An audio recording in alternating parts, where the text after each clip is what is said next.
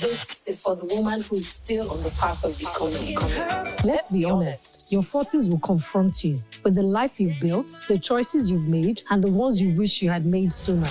My name is TD, and this is In Her 40s, Unleashing the Daniamite Experience on Base 101.1 FM, the radio show where we stop pretending and start telling ourselves the truth. Truth about love, marriage, divorce, and desire, about money and missed chances, bodies changing, confidence rising, and learning to say no without guilt. These are real conversations for real women who are done shrinking and ready for clarity. In Her 40s, with me, TD.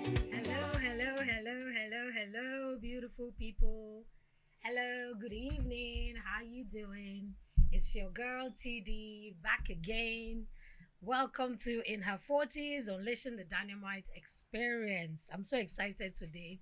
You know, we're still in the season of love. I think, in fact, the entire month of February is for love. So yes, we'll also be talking love-related things today. I'm so excited to have this conversation. Today, we're joined by communication specialist and author Ifeanyi Abraham, who shuttles between Dubai and Lagos, and big boy things. Ifeanyi is a respected communications professional whose work has appeared on CNN, Huffington Post, Essence Global, Business Insider, and over 50 other global platforms. He recently completed a new book, Finding Love Online: How Men Choose Love and Commit, a woman's guide to what men seek. Based on conversations with over 40 men from different parts of the world. He has also released a 16-track EP to go with the book, with plans to adapt the project into a film. Exciting, interesting. Ifeanyi, welcome to the show. Thank you. Let's start here. How can I find Love Online? Tell us about this book and what inspired it. Okay, thank you very much for the introduction. Hi, everyone. I'm excited to be on the show today. Welcome. Yeah. So I'm not a guru. I'm not Guru Maharaji. But over the last couple of years, I built communities. And one of the things that I found across all the communities I built is that love was a very, very popular trend. So from a dating community to a beverage community that grew to thousands and thousands of people, we always found that people always found each other. They always fell in love eventually. So this was practically the beginning of the journey. Okay. That culminated into this book. And I started writing this book a couple of months ago. Last year I did a lot of traveling last year, as well as speaking to a lot of people across. And the certain themes started to emerge, and that's how I started writing the book. So for the book, I interviewed over 40 men from different parts of the world, and everyone sharing their stories of how they found love. 40 men who found love online specifically. Yes, 40 men who found love online. I interviewed a lot more men, but some of the stories did not make it to the book because I was very, very selective about how I curated the book. Okay. So every chapter in the book has a theme, and there's a story that matches that theme. And at the same time, I provided commentary based on my experience over the years. So that's pretty much the journey. So the book is a trilogy. The next book is Finding Love Online: How Women Choose Love and Commit. Okay. A man's guide to what women seek. Because I was actually going to comment that where's the female version? Of course. For guys. Yes, and I've already started interviewing lots of women. So if you're listening to this and you have a story to share, please find me on Instagram at Ifeanyi Abraham _ or Finding Love Online HQ. Share your story. We're happy to feature it. And then the third book, which I'm not going to reveal the title yet, but all the covers are ready. A lot of the content is ready. So that's pretty much the journey. Now you asked the question, how to find love online. Yes. So you find love online the same way you find love offline. So you need to be very intentional. So you have to combine pace with clarity. You have to understand the platforms. Now, the definition of online now goes beyond the traditional dating platforms like Instagram, Tinder, Hinge. But it is important to know each of the platforms. So on the book, we deep dive into the platforms. Okay. We deep dive into based on a lot of the lessons. I did all the research, so you don't have to do the research again. I went on all the platforms. I went on thousands of dates. I was like, kissed 1,000 frogs, so you don't have to.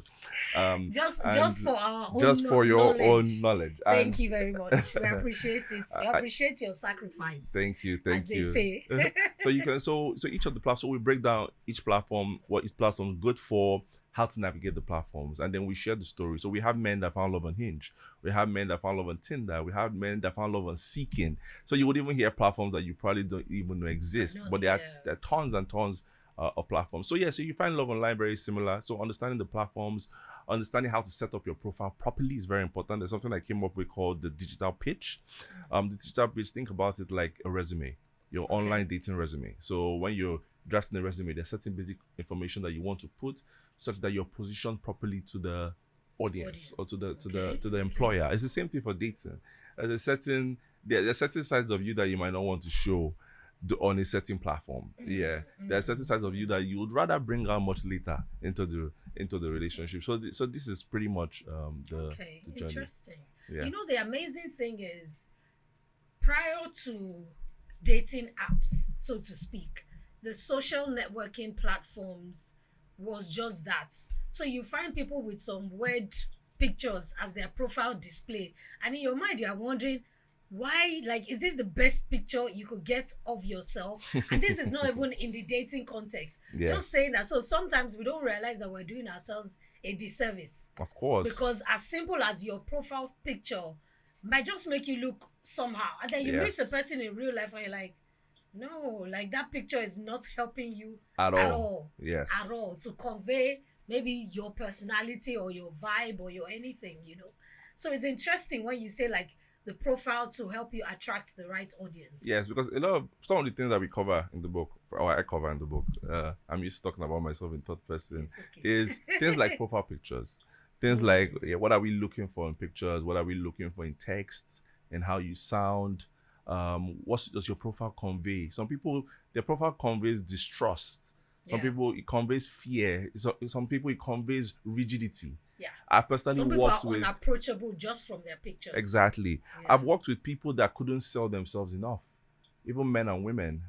So during the calls, I used to co-run a dating platform, and we had a lot of marriages from this platform, and it's pretty much started by first helping people to sell themselves to themselves, first of all, and then before you now sell yourself to even a partner. So it's very good. I tell people that you need to actually sit down with yourself and ask yourself some of the questions. What are some of the values that I bring? What are the things I bring to the table? And then write it down before you now translate this into an ask yourself the questions you would ask of a partner or a potential partner. Exactly. Because there are some people that have, I would say, like a checklist, but if they really looked at it, they don't meet up to that list. Yes. But you're expecting it from someone else. Yes. So until you sit with yourself and ask those tough questions, your checklist might be unrealistic. Yes. Because if you don't meet to those standards, what makes you think that person would also meet up with those standards? In you? Not even that they might meet the standards, but then they might not be interested in you. Yeah. Because if you don't match them, so you're seeking for someone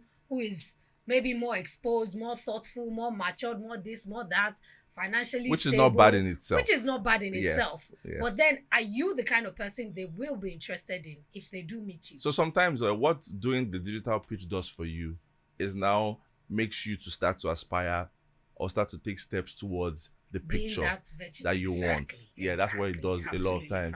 As human beings, sometimes we also discount some of our daily experiences and some of the things that we do. Sometimes we don't even realize how awesome we are. Yes. A lot of the times, I think as human beings, we usually hear it from the outside. Yes. Before we start to maybe believe it. Yes. There are few people that are confident of themselves and know who they are, what they are about. So you can't tell them anything different. Of course. But then there's a lot more people who sort of seek that external validation, or they're just so caught up in the day-to-day, they don't stop to actually assess how awesome they are. They don't realize how much they're getting done in the course of their everyday lives. It's so important. Other people are seeing those things and admiring it or cheering you or respecting you. And in your mind, you're just thinking, this normal thing that I do every day. Yeah, so I think that naturally, human beings are wired to be self-critical. Absolutely, yes. So we have to a lot of times step out of it. Yeah. And you, by every day, daily doing the work of stepping out of being self-critical, it helps you to now embrace who you are. I find that, for example, living in Dubai, I find that a lot more people understand their awesomeness than any other part of the world. And it helps them. And it also speaks, the city helps a lot as well. because the city is always aspiring to greatness. It wants to be number It's one in constantly everything. changing, So constantly environment evolving. helps a lot as well. Yeah, So makes that's really sense. important. Yeah. Interesting. Okay, so I would say, let me ask another question. When you interview these men across over 20 countries, what patterns showed up consistently in what men seek? Because I'm sure there will be some common patterns across, regardless of location, regardless of, So patterns are very, very similar across ages.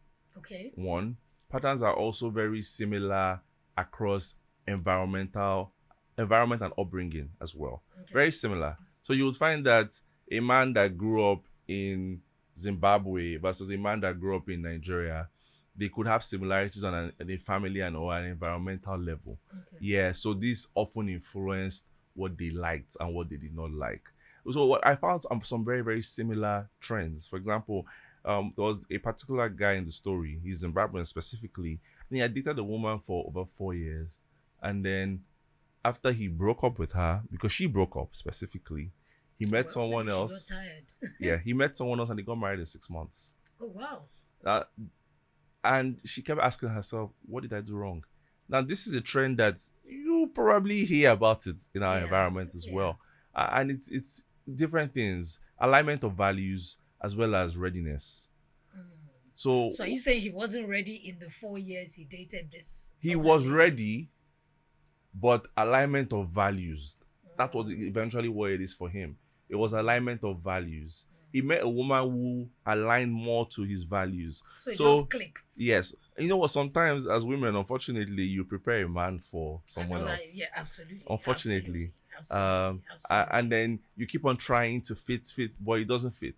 Yeah. So you have to choose yourself as much as you can. Yeah, I totally agree with you. I think, the irony is sometimes people forget that even if you are successful in fixing this man, he doesn't necessarily want to be with you because you remind him of a version of himself that he has let go of. Yes. So it's not necessarily anything against you personally. It's just that every time he sees you, he remembers everything he put you through. Yes. So sometimes he wants to start with someone who doesn't know that version of him. True. I want to be with a woman who sees me as this Kunle today. Yes. Or that kind of stuff. Because it would always be a different way of treating. If I've seen you through the mud, sometimes I'm not able to respect you where you are now because I was part of that process. And this is me speaking because sometimes people don't realize that going through the process with someone does not necessarily mean you'll be the one that will reap the benefits. But as human beings, unfortunately, we want expect, to. Of course, we're human. It's like if I'm the one that sowed the seed and they cultivated it, I would expect that when the bountiful harvest comes, that I'm I will also enjoy the it one as that well. would enjoy. But yes. It doesn't necessarily happen like that. And it's interesting because I realize that it usually happens more for two women than two guys. And some women are left feeling very bitter and angry because of that feeling. So the next person who approaches them probably gets the short end of the stick. Yeah, it does happen to guys. It does, but in terms of volume. So they're giving ultimatums in terms of, look, I'm dating to get married. If within 6 months we're not, the guy is like, hi, I just met you, like we're just going on our first date. Yes. And it just changes the whole dynamics of how the relationship might have gone.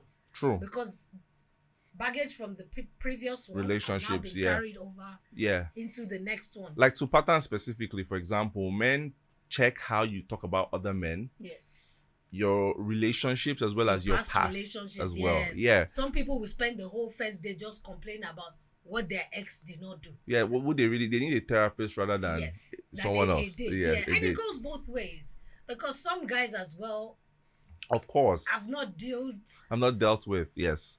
Because since I've not healed, I've not dealt with. Yeah. I've not healed from their past trauma as well.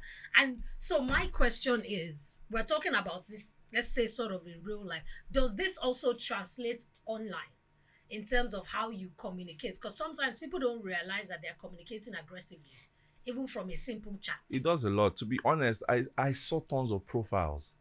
Even your profile alone is aggressive because now you cannot help the other person's behavior. Yes. For example, on Tinder, you would see profiles where people are stating, this is not a hookup zone. I'm not here for hookup.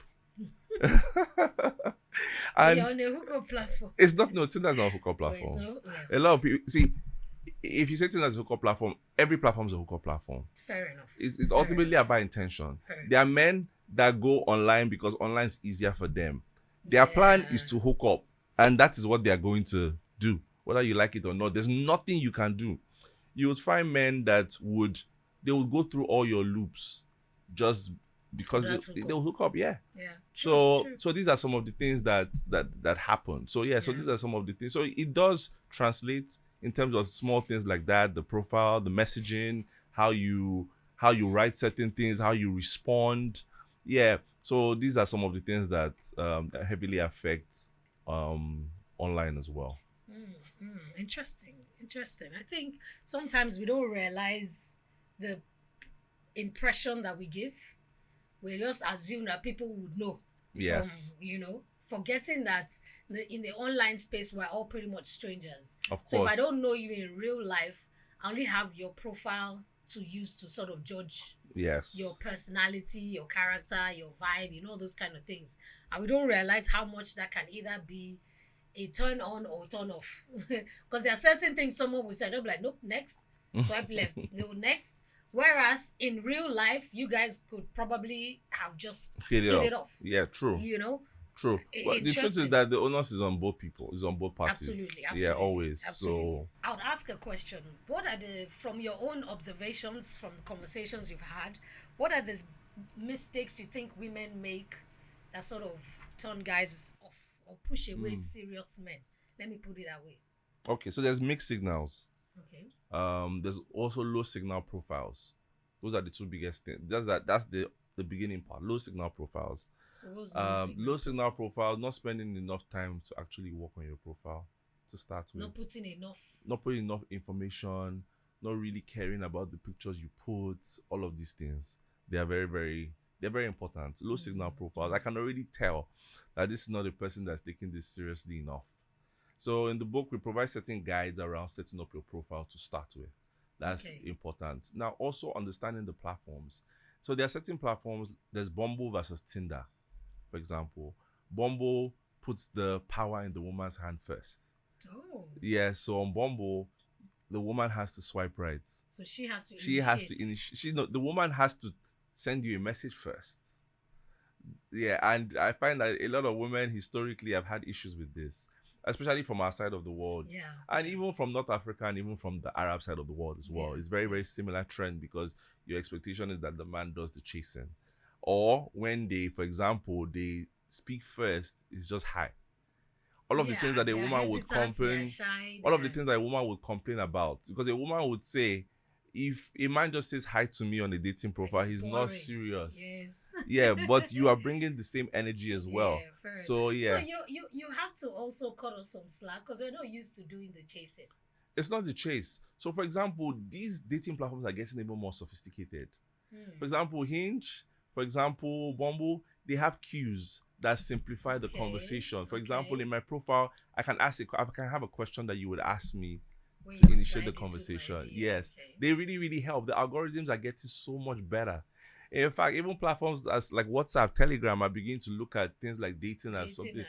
Because love is one of the things that is one of the biggest conversations in the world. It's one of the biggest things in the world. I can tell you, every single person in this world would love to feel loved. Yes. Even if it's not from a romantic partner. Of course. Every single person would love to feel loved. So there's nobody that is averse to love, even if they've not experienced it. So it's a big industry. It's massive. It's a huge massive industry, and it just depends on what aspect of it that and like you said, in today's times, there's a lot more connections that are being made online than offline. Yes. So naturally, people are now transforming or converting online relationships to offline relationships. Yes. Because there are people that you've probably built a friendship with, and you don't live in the same city or the same country. And somehow one person happens to be in each other's city, and then you finally see yourselves in person. Yes. Whereas you've built a friendship Yes. over time prior to that scene. 10, 15 years ago, we would be hesitant of those kind of connections because we always felt like, especially with, of course, things like fraud and whatnot, we always felt like you couldn't trust the person. Things like catfishing and co, those are the stories you hear. Yes. So in your mind, you keep thinking, there's so much negativity from online connections because you don't really know this person. They can portray themselves to be something that they're not, etc, etc. So that's why I feel like this book is very interesting because this is now showcasing the positive sides of online relationships. Yes. It's not just about, how will I put it? It's not just all the the fluff. negatives. It's not the fluff. Yes, it's not negatives just as the well. hookups that people say. Yeah. There's so much more. There's so much more. Like deeper. people have built actual families. Of course. From meeting online. The people that have even built business relationships. Of course. From meeting online. So it's amazing that we don't talk about the positive sides of online enough. Yeah. So still on the flags, for example. Yeah. A lot of times women delay to ask screening questions.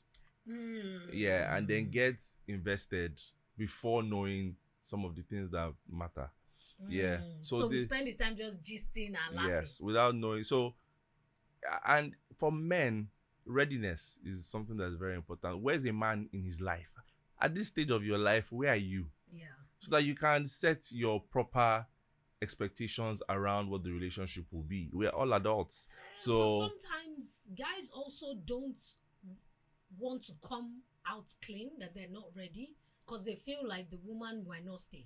Yes. So in some regards, they feel like it's better to lead her on so we can at least enjoy ourselves. See, ambiguity.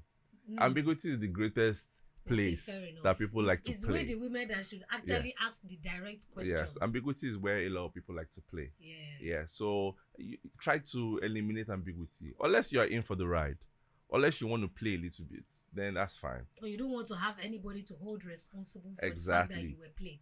Exactly. So it just be a case of, well, we really didn't talk about it. Yes. Kind of vibe. You know, but sometimes, to be fair, I find that women also like the ambiguity sometimes. Yeah, so sometimes, because I feel like with women, there's societal, especially in this part of the world, there's sort of quote-unquote societal expectations.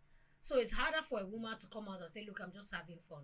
I don't necessarily want anything serious right now in my life. It's getting better, though. It is getting better, but it's still not where it can be. So sometimes women will stay in that vagueness. That's why I said, because they don't necessarily want any responsibility or blame game. Yes. So it's not a case of, I asked him and he said he didn't want anything serious, but then I still went ahead to date him. In that scenario, you can't say he broke your heart. Of course. Because it was clear. Of course. So if you don't have that conversation, it's easier to know that, I had a good time, even though it just lasted for a month or 2 months, and then everybody will keep it moving. Of course. I didn't have to say, look, I'm not looking for anything serious. He didn't have to say, I'm not looking for anything serious. We just had fun. And when that fun was no longer funny, everybody just moved their separate ways. So yes, sometimes women like it, but I think it's more because women are afraid to speak up for themselves. Women are afraid to state what they want clearly for fear of chasing the guy away or for fear of scaring him off. I'm of the opinion, and of course, I was a woman in these shoes. But as you get older, you become more confident of yourself. You definitely start loving yourself a lot more. If you do the work, you definitely start loving yourself a lot more. And you are able to have those conversations without them seeming like an attack. Yes. Because I think that's where sometimes as women, we get it wrong. It almost seems like we have been dating for 2 years now. What is it? I'm not Lord of the Rings. So as against it being an honest, open conversation of, look, what do you want? What are you looking at? Yes. What are we trying to build? It now becomes something of almost like an ultimatum.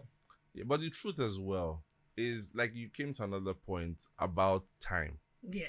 So we've been dating for 2 years, we've dated for 3 years, dated for 4 years. So some of the stories from some of the men, it wasn't about the length of time for them. Yeah. So time as a construct is about levels in the relationship. Have we graduated? No. Have we graduated to the next level in this relationship? So you are in primary 1. Primary 2, you have higher responsibilities. Primary 3, you have this. It's like a child between 3 to 5 years, between 5 to 7 years. So is the relationship graduating in levels or You are guys we are just doing the passing same time? things. Yes. Yeah, we could just be passing time. Fair enough. We could not Fair have enough. graduated into financial responsibility. We could not Or have not even graduated had that. any difficult conversations. Exactly. It might be a, how was your day? Fine. Yes. So you don't even know the details of my day. You don't know what I do. There are some people that are married and they don't know what their husbands do It's in crazy. detail. It's Like crazy. if you ask, they can't tell you, oh, this is what we do. These are the kind of services he provides. Or this is, they'll say, he does marketing something. Sha. Yes. Yes. And you're like, this is the person that you have put your life in his hands. This is the person that is supposed to like protect, take care of you. Yes. And you are not even concerned enough to know what he does. So how do you know how you can add value? Exactly. That's a big point. How do you know how you can add value? It's a Yeah. very big point. Yeah. So that's what it is. So that's what it is about years. Is ultimately about the relationship graduating to levels. Yeah, because it takes so much from, and you know that's where maybe sometimes when people are having these conversations of saying, oh, when guys say, what are you bringing to the table? And they're like, I'm going to have your kids, I'm going to, all those are valid. But Yeah. we sometimes forget that as much as, yes, the guy is the head of the house, breadwinner, blah, blah, blah, the neck has to support the head. Of course. If the neck is not strong, the head will just be wobbling Of course. and bouncing.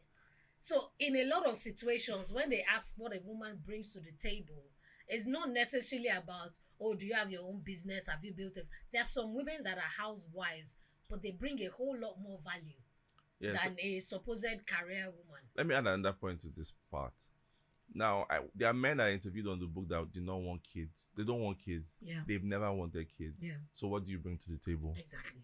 That changes the construct. So it changes the dynamic of everything. Yeah. Yeah. And there are men that do not have the traditional mindset around who's the head of the home. Yes. They don't have that traditional mindset of who's the head of the home. They believe that life is to be enjoyed with a partner. So let's enjoy life. Yeah. So that's pretty much what it is. So yeah. And then I find that, so I saw a lot of cross-cultural dating. There was a Brazilian guy in the book that found love with a Nigerian woman online. And it was quite a journey for both of them to come to the level where the woman could understand him and what he grew up with. Yeah, what he grew up with is very important. Yes. There are men on the book that had childhood trauma, for example. Trauma. Oh, wow. Yeah, there was trauma that was driving a lot of their actions. Yeah. And a lot of times they could not communicate the trauma. So there are so many things there's so many dimensions to the book and some of the stories that are covered in the book. It's very interesting you spoke about this travel trauma. And I'll tell you a story. There was one story my mom told me when she was much younger. There was this guy that was toasting her. He was in the military and he was all these people that was very possessive. He wanted to know where you were all the time and blah, blah, blah. And she just always kept saying, look, Oga, like, I don't understand, you know. So he told her a story because he used to be married. And he said his former wife was having stuff to do with his bosses. Wow. And when that was going to happen, they would throw him in guard room for the weekend. Wow. Just so that Oga can have a nice time with his own wife. So imagine that level of trauma. So you have not done anything wrong, but because your boss has nefarious intentions, that Thursday or Friday, anything you do that is slightly below is you are going to the guard room or they are sending you out of state on one assignment that you have no business really going just to get you out of the way. Yeah. So they can have. So imagine that kind of baggage. He naturally became all those men that was automatically distrustful of women. Yeah. So if you say the sun is out, he's not going to believe you until he goes out and sees the sun by himself. Yeah. And you can imagine how much, well, that's why my mom didn't date him, to be honest. But just saying that, imagine him getting married again without healing from that. Yes. Unfortunately, a lot of men haven't healed from trauma. Yeah. And this was very, very common in a lot of the men that I spoke to, both for stories that made it onto the book and for stories that didn't make it onto the book. And I try to cover it a little bit. Men are not used to, especially men in our side of the world. Yes. There's this need to be macho. There's this need to hide it. there's this need not to face it. It's almost like just brush it off. Yes. Get over it. Yes. Yeah. No be man you be. You'll be Yeah, there's that mindset, and a lot of men, until a man deals with some of that trauma, he might never be able to truly blossom. That's one thing that I found through a lot of the stories. And you know what? Speaking to some of the men, for some of the conversations, they were very therapeutic, because it seemed like for the men, they were coming to some form of realization that, okay, this was a problem. Maybe this is why I have gone through all of this through my days. Getting here. And some of the men shared experiences about some of the things that helped them heal. Yeah, for some it was art that helped them heal. For some it was just the clarity of conversation. So different things. So it's very important. So at the same time, as a woman, you have to decide how much baggage are you willing to carry on. Sometimes women don't even realize, because I think to even know, you have to be discerning and observant, because people don't necessarily, sometimes people don't even know they're carrying baggage. Of course. So if you're an observant person, which means that you also self-assess, because it's easier to spot these things when you have done an assessment of yourself, because we all have trauma or baggage in one form or another. Of course. Some of it might hold us back, some of it might actually be helping us, at least for a while. Yeah. So it's saying that as a female or even a guy, you have to be observant about how people behave, react in certain scenarios, and you can't judge it on one or two incidents. It has to be a pattern. There are people that are quick to label you based on one action. So for example, he did something, he's a narcissist, he's a this, he's very toxic, and your mind, they're like, calm down, like. Yes. That could have just been maybe a reaction at that point in time. Yes. Something could have been happening, But because we're so focused on trying to put people in boxes, we don't maybe give them grace also. Yes. Sometimes we don't give people enough grace. There's that. That's not saying that. Yes, I keep saying exactly. I'm not a rehabilitation center. Yes. For any guy. I'm not here to raise a full-grown man. So there's a certain level of work you should have done on yourself. Very and I important. can only demand that with my full chest, because I also know that I have done some work on myself. Yes. So it's easier, and that's why I say sometimes with women, we're not able to demand, because we have not also asked ourselves these tough questions. Yes. Have we healed, or are we in the healing process? Yes. So healing is not a 1 day, 2 day thing. It's a continuous thing. But if you're already in the process, it's easier to have that honest conversation with yourself. Yourself and with a potential partner, so to speak. In the third book, the third book is going to be where I give a lot of my personal thesis on love and relationship. And a lot of the things that we're talking about, talking about now around healing, around doing some personal work on yourself, these are some of the things I'll talk about. And then I hope to be able to theorize a different way. Because some of the people that I've spoken to, for example, they fell in love, they got married, and they got divorced in 1 year, in 2 years. I met a couple. This was the man was from France and the woman was from Tunisia. And they dated for 10 years. Then they got married. They divorced after 1 year. Oh, wow. They married some other people, and then they remarried again. Interesting. It's such a... Interesting. Yeah, it's such a crazy thing. But why? What are some of the patterns? Maybe they grew separately? Yeah. So what are some of the patterns? There are patterns within it. Yeah. So if you listen to them properly, you will be able to decipher some of the patterns that led to this. Speaking of patterns, I would ask another question. How can a woman tell if a guy is intentional or is just passing time? Especially when you're chatting online. So the way they say, maybe somebody slid into your DMs. How can you tell when this person is more intentional than it's just, I saw a nice picture and I'm just... Okay, so there are two levels for me. There's the initial test, and then there's the deeper test. So you have to test at different levels. So for example, in terms of the converse, there are people that are natural love bombers. They'll love bomb you. Yes. They'll love bomb the heck out of you Yeah. because they have a goal. True. So maybe the goal is physical. Yes. So you have to be able to assess, okay, what is this? But at the same time, it's also about asking questions around clarity. True. And as a woman, you have to give yourself grace a lot as well, because there are men that are professionals in this. Oh yeah. They are professionals. Oh yeah. That no matter how much Or how long. they are willing to go the mile. For some guys, it's a conquest. Yes, it's a conquest. For most guys, it's a conquest. Yeah. So in order to properly assess, you have to have a list. You have to ask yourself the questions. Now, there are certain men that will not just even put in the effort. If you find that a man's not putting in the effort, so for example, you would find that after you spoke to a man initially, all of a sudden the effort has reduced and then you're the one.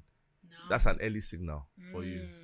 That's an early signal. So maybe he wasn't interested after the He wasn't as interested anymore after the first conversation. So if anything is going to happen now, you are going to have to drag it along. Yeah, so at that point, you have to be able to decipher. You have to decide for yourself, really. There have been great relationships that came out after that.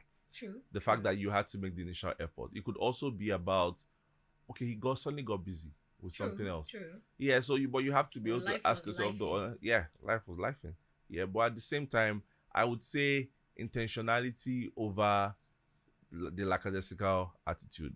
How deliberate is he? Is he asking the right questions? Is he making efforts, for example? Does he want to have a video call soon enough? Does he want to meet you soon enough? For example, asking for nudes. Yeah. For example, like I don't put a lot of my personal dating experience into the book, but the sort of person I am is I'm intense. I'm intense in the sense that I want to see you that week, maybe tomorrow. Why are we wasting time? What if you don't live in the same city? I can make it happen. Come on. Yeah. So that's intentionality. So you have to be able to, and there are certain men that are like that. For example, a man is describing his work to you, and you can hear how serious about his work he is. That tells you that if he's serious about something, he goes the extra mile. That should already tell you. So when you see that sort of energy is not being translated into to you, you can tell that, okay, no. In terms of I'm not one of those things that is important. In terms of the pecking order, I'm not at the moment. So those are some of the things that you need to be able to check that are very, very important. Fair enough. Interesting. I think with a lot of what you said is more about us as women being clear about what it is we want. And I think a lot of the times we pretty much leave it open-ended. Yes. So there are a lot of women that you'd ask, and I use the word women loosely because this is not, it's not an age thing per se. I think it just depends on what stage of life you're in. Of course. There are a lot of women and guys as well, but I think more often than not, as women, the checklists, quote unquote, that a lot of women have are the surface level things. Yeah. So we're almost afraid to demand for the main domain. So it's one thing to say, oh, I want a guy that is financially stable. But being financially stable and being financially responsible are two very different things. Of course. A guy can be financially stable and still not pay his bills on time. Of course. Can be financially stable and is popping in the club, whereas house rent is looking at us in the face. Of course. So there are times that as women, we have to be very clear what it is you want. I want a generous guy. I don't want a generous guy. I want a kind guy. They're two different things. Of course, yes. Two very different things. Someone being generous and someone being kind is different. Of course. Generous can just be loud. But kind is thoughtful. Yeah. Thoughtful, cares about you. Considerate, those kind of things. So I feel that with women, we just put ourselves out there without really knowing what it is that we're putting ourselves out there for. So that's why it's easier to just take whatever comes at us. Yes. Because it's almost like, it's like going for a job interview and they say, oh, what kind of, it's like telling a friend, oh, I'm looking for a job. And they say, oh, what kind of job are you looking? I say anything. Yeah. I still got how that. Is that person how am I supposed to help you? So I just be calling people and say, do you have anything? Do you have it? But if you tell me, oh no, I'm interested in advertising, or I'm interested in the banking sector, I'm interested in fintech, then it's easier for me to say, oh, who do I know in those industries or in those areas that I can now... So what you are describing now, this is how my digital pitch evolved. So for example, on the side, I have a recruitment company. And in my recruitment company, I have people find high-level tailored jobs. And it starts, first of all, from you. From doing an actual assessment with you. I have a call with you to understand your goals, understand your vision, and I give you a form to fill. And then we take those goals and then we translate it into a document that now serves as your resume. And then I give you the resume, and you're wow, first of all, wow, this is really me. It's the same methodology that I brought to online dating. So for example, for the women and men that I've worked with, we have this call and then we translate it to paper, and then you understand yourself a lot better. And then based on that understanding of yourself, you can now begin to walk. For example, there's a scripture I like. It says, as we daily behold our image like in a mirror, we are changed into that image from glory to glory. It just talks about how daily walking of the gifts, you're improving yourself, you're beginning to have a lot more confidence in that picture of you that is truly you. So that's very important. So the digital pitch evolved from that level. That's how it evolved. And that's how from that digital pitch, you can begin to have your different dating profile pitches and all of those things. Interesting. Yeah. I love it. I think it's so amazing that for those of us in this my generation, let me put it that way, because I would almost say we grew up, or internet met us.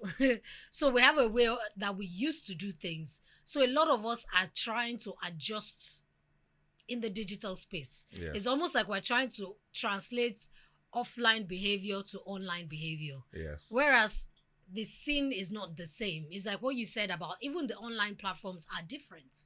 So for example, is if I want to send someone a message on LinkedIn, it's going to be totally different from if I'm sending someone a message on Instagram. Even if it's for, I like you, I want to get to know you. Yes. The tone, the delivery, it has to be different, because Of course. when I open my LinkedIn, I'm in a different frame of mind. Of course. I don't want to see a WYD kind of message. Of course. Hey, and in your Yes. mind, you're like, who is this unserious person? Yeah. Because I'm on LinkedIn. Well, to be honest, I don't like overly casual messages. In to be general. honest, in general. Same. But just saying that, I still expect that there'll be some level of professionalism because of the kind of platform we're on. It's also saying is like if you're on a Christian dating platform or Muslim dating platform, you naturally are expecting that the person I'm talking to has similar values, Yes. at least as regards maybe religion. So some things are given and some things can almost help you eliminate Of course. in some regards. Yeah. So it's quite interesting because, yeah. You know what's very interesting when you talk about your age, for example. So we have a good. I've tried as much as I could to balance the sort of men that made it to the book, or the sort of relationship. We had a good 40s to 50s range of people that had ordinarily maybe are used to finding love offline that suddenly now embrace finding love online. One of the beautiful things about digital platforms is borderless. They're borderless. True. There's nothing that. So, for example, a Nigerian guy that has lived all his life, and for example, might understand you better than a Nigerian guy that lived life in Nigeria. True. Because he doesn't have the baggage. You're saying a Japanese guy. No, I wanted to be very specific for culture to culture mix. Okay. Yeah. So that's something that's very important. So environment is very, very important in terms of how you upbringing. For example, there are people that believe in zodiac dating. So zodiac signs. What is zodiac? So zodiac signs. Yes, so an yes, Aquarius matches with Aquarius doesn't match with the Pisces, and Aquarius matches well with the Gemini. So, for example, when I talk about zodiacs, I do basic personality analysis with zodiac signs, very basic. But the environment is great. It's very, very high in terms of influence. So, where did the person grow up? What are the kind of influences? Those heavily affect. So even if you're doing basic personality analysis using zodiac signs, you have to start to ask yourself the question about environment. You need to ask yourself for all of those things. Those are very, very important. In fact, I remember there was one conversation I was going on online that people were saying, firstborn daughters can't marry lastborn sons. There's always clashes because their level of responsibility, the level of entitlement and all those kind of things. And as much as, of course, we always joke and laugh about those kind of things, but it's true. And that's because they grew up in different environments. So even children of the same household, the last born grew up in a different house from the firstborn. Of course. Especially in situations where maybe there's a considerate number of years between them. So the mommy and daddy firstborn grew up with is different from the mommy and daddy lastborn grew up with. Of course. Because maybe by the time lastborn was coming along, mommy and daddy had relaxed. There were like 3 or 4 siblings ahead of you. So the older ones will tell you what to do, pretty much, you know. So they're probably not as hard on you. You didn't get that harsh mommy and daddy vibe. So they were the cool parents. But your firstborn is telling you, no. Like, that's not the mommy and daddy I know. And we forget that those dynamics actually play a role when it comes to relationships. Yes. Because, very big role. Yeah, very big role. Because when you said in terms of background and all those things, it's very important. Yeah. But sometimes we sweep it under the carpet and we go for vibes and inshallah. Yes. And we're going with, oh, he's so cute. Oh, the chemistry is mad. Oh my God, the sex is great. And then your mind are like, okay, the sex is great, but how much does he earn a month? Yes. How much do you earn a month? Yes. What are you planning to do? Do you want to build a house or you're okay renting for the rest of your life? Yes. Do you want to have kids? Are you guys going to go to church or mosque? Yes. Or you're practicing no religion? Those difficult conversations, we don't want to burst the bubble. Yes. So we end up just going with the flow. Then later you say it's been 3 years, you haven't said anything. Yeah. And the guy is like, well, you haven't asked me any questions as if you are considering me as a husband. And women find that strange because they forget that even guys want to sort of see if you see me in that light. Of course. Or you're just having a good time. Of course. Yeah. So if you don't give me, if we don't have conversations that seem like there's potentially something, then to the guy, it's just like, we're just kicking it. Of course, we're just pushing. So it's just good vibes. I've never seen you upset. You've never told me about what happened in your office and why this or why that. So every time I see you, everything is cool. How are you doing? I'm fine. Tell me about your day. We're just there. And that's it. And that's our conversation every day. That cannot be. Yeah, you have to be able to push beneath the surface. Yeah, it's very, very important. It's very key. So I would ask one more question because I don't know how time flies. I think, to be honest, some of the questions I was going to ask, you sort of answered it in our conversations. But I think I would ask something that a lot of women are probably thinking in terms of dating online. And, you know, like I'd mentioned, security is an issue because of stories that you've heard and all those kind of stuff. So how should a woman balance openness with safety? Yeah. Especially moving from chatting to like a physical meeting. Okay. So some of the very general safeguards. So for example, have a video call early in the conversation. So you know who you're dealing with. Yes, you know who you're dealing with. Now, even though there are people that can still do very sophisticated voice cloning and but there are platforms that don't allow that. Okay. So try to have a video call as much as you can. Try to have your first date in an open place. Okay. In the daytime. No, don't go on Netflix and chill. Or your first date. Try to have your first date in an open place. Yeah, that's very important. So what of people that travel to meet physically? To be fair, you have to have done all the other safeguards, like the regular video calls, for example. Yeah, so and also protect yourself financially. Do not be at the mercy of that person. Your host. Because being at the mercy of that person is a friend told me a story of a lady that went to meet a guy in Zanzibar. And then when they got to Zanzibar, they quarreled. And all of a sudden, the guy moved out of the hotel. And left her stranded. And then he cancelled her flight ticket back. Oh, wow. So all of a sudden, she's at the mercy of the guy. She's trying to reach him. She's begging. Yeah, so I tell a lot of people, try not to be at the mercy. Even if he's not traveling, even if you're just going to, he's booking your Uber. For that first date, let him not book your Uber. If he books it, have your vex money. Exactly. Have your vex money. We grew up on always having vex money. Yes. And I think that also helped us because we didn't insist on going to restaurants where we couldn't afford to cover our bill. Yes. At least for the first dates. Yeah. So if it's Protect Mr. Biggs, I know that I can pay for. Yes. Let's meet at Mr. Biggs. Yeah. In case you don't show up, or in case you show up and you don't like what you see, or vice versa. I'm also not a fan of expensive first dates. Yeah. Personally. Okay. And this was a trend that emerged in the book as well. There's there are much more interesting things that we can do on a date, that because a date's about ultimately about getting to know each other. Yeah. It's Some not people will about- go on first dates and go to the cinema. Yeah. And then I'm like, how are you To going be to fair, converse? I like movies.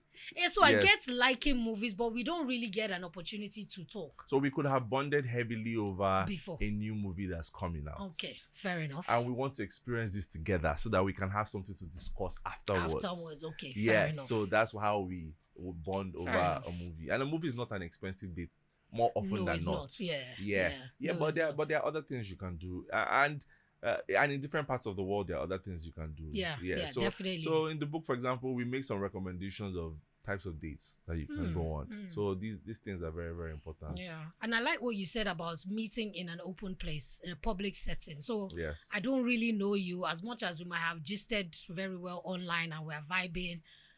I don't want to feel uncomfortable or awkward, but I don't know because meeting someone in person, you might get a totally different vibe from them. Yes. From when you guys are chatting online. Yes. So what if I don't now feel so safe? Yeah, you have the right to how you feel. Yeah. So always it's very important that you know that you have the right to how you feel. And I think maybe that's why I'm always skeptical when you hear stories of people who haven't met physically, and then the first time they plan to meet is me traveling to come and be with you for 2 weeks. And in my mind, I'm like, do I know if I can stay with this person for a whole day? Yes. Before I go and book a ticket for 2 whole weeks? Yes. What if I'm tired by day 2 or day 3? Because even the people I'm familiar with, I don't necessarily want to live with them. More or less of someone I'm not familiar with. Yes. You know, so I think sometimes as human beings, we put ourselves in situations that might be harder to get out of. That are avoidable. That are avoidable. Yeah. Very, very interesting. It's amazing. The time has just gone. Like, if we had time, we would have still spoken about so much more. But before we close, I think maybe it would be nice to let our viewers know where they can get your book. Okay. And when to be expecting the second part in this trilogy. Okay, so to everyone listening, you can get the book on findingloveonline.org. On Instagram, we're Finding Love Online HQ. My name is Ifeanyi Abraham. You can just Google So they me. should just Google you and then they'll find whatever information they need. Or slide into his DM and then he can give you whatever information that you need. So you can also buy the book on Amazon globally. So it's on Amazon. It's also on Roving Heights as well in Nigeria. Oh, fantastic. Yeah, so you can get it on those platforms. Interesting. Thank you so much for being here. Thank you. It's been a very interesting conversation. I think honestly, we didn't necessarily just talk about online love because I think everything translates. It's both online and in person, but it's just basically saying that it's still the same guidelines in relationships, whether you're meeting online or you're meeting offline. See, think about offline love from a business perspective. In terms of you have a physical shop. Now, footfall, if you are dependent on only footfall that is walking past your shop versus all of a sudden the digital world now where you can get customers from everywhere. That's exactly how you should think about how the digital platform just makes love exponential. So interesting. Fantastic. Thank you so much, Ifeanyi, for being here. It's been a fantastic time chatting with you. Thank you all for listening to us. We'll see you again this time next week. Stay blessed. Bye.